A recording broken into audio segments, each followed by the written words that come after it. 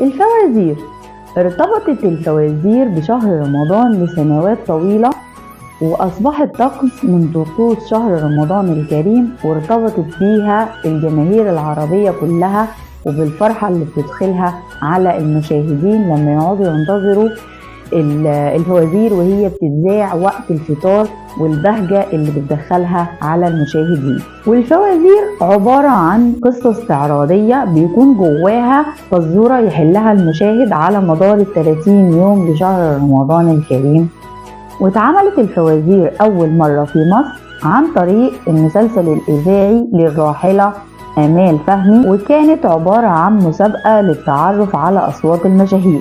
ولما نجحت الفكرة انتقلت بعد كده للتلفزيون المصري، وظهرت فوازير الأمثال، وبعدها فوازير القرى والبلاد وتاريخها اللي كتبها مفيد فوزي.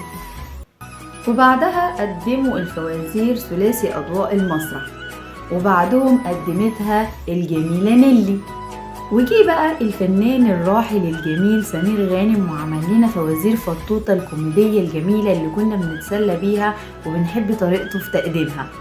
وفي الآخر جات لنا الفنانة الرائعة الاستعراضية شريهان، وقعدت فترة طويلة تعمل لنا فوازير مبهجة استعراضية كان فيها كمية فساتين واستعراضات لا حصر لها، جميلة جدا، كانت بتسعدنا جدا وبتفرحنا جدا، ولغاية دلوقتي ليها ذكريات جميلة جدا معانا. وبعدهم ناس كتير وفنانين كتير عملوا فوازير كتير زي الفنان يحيى الفخراني والفنانة صابرين وفاروق الفيشاوي وحسين فهمي.